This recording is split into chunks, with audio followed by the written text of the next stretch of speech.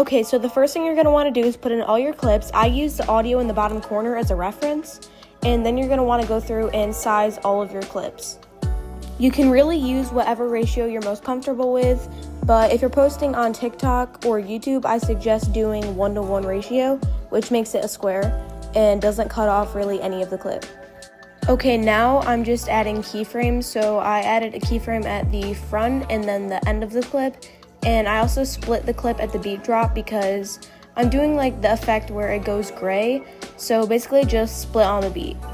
Okay, now that you've split the clip, add a keyframe at the start and end to both clips and zoom in on the second keyframe for both. Then on the second clip, go to Adjust, Saturation, and make it -50 on both keyframes. Now click on the first clip, go to Animations, In, and then Out, Fade Out, and you can adjust it to where it looks right to you, or you can just do it at the same timing I did. So here's what it looks like so far. Now we're going to move on to the third clip, and you're going to want to split on the beat again, add keyframes at the start and end of both clips. On the first clip, you're going to want to zoom in on the second keyframe, and on the second clip, you're going to want to zoom in on the first keyframe. You can see here that my CapCut was really messing up and it like completely flipped the clip, so I had to do that again, and then it like made it do a 360, so just ignore that. So do your regular zooms and try not to mess it up like I did. Again, right here we're gonna go to in, fade out for the first and second clips, and you can just time it to however you want. I normally make the fade ins longer than the fade outs.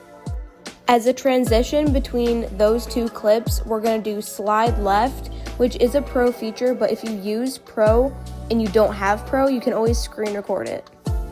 Okay, now as a transition between the third and fourth clip, we're doing the transition called mix, and then on the fourth clip, we are going to go to Adjust, Saturation, and make it -50 on keyframes 1 and 2.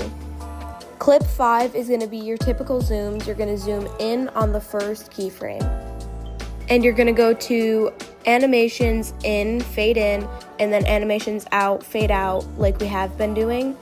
Which brings us to clip 6, where we are again going to split on the beat, add keyframes to the start and end of both clips, zoom in on the second keyframe for the first clip, and on the second clip, zoom in on the first keyframe.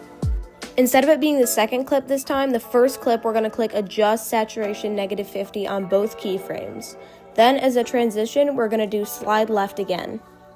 Okay, now between clips 6 and 7, you're going to do flash split transition.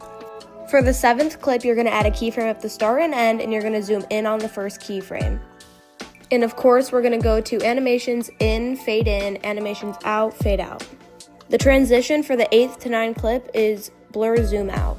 Again, on the 9th clip, we're going to add keyframe at the beginning and end of it, and on the second keyframe, you're going to zoom in, then animations, fade in and fade out.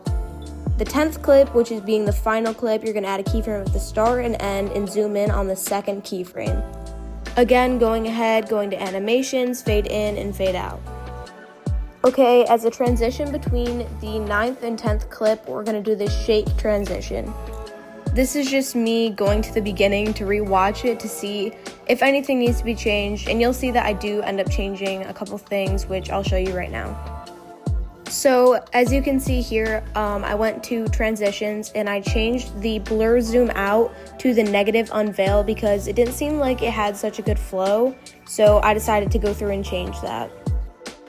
I also felt like I zoomed in a little too much on this clip, so I'm just making minor adjustments here, which you guys can do as well, depending on what your edit looks like from this point.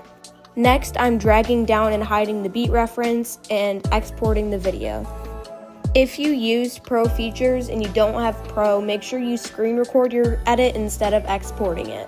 Then you're going to go hit the back arrow and import the edit that you just exported and cut to where the first clip starts. So here's what it should look like now. We're going to click on the transition, and this is going to be our loop. So we're going to do the shake transition again to give it a clean loop transition. As you can see, I'm going to the end and I'm just cutting off the extras that I don't need, but now we're done, so here's the final results.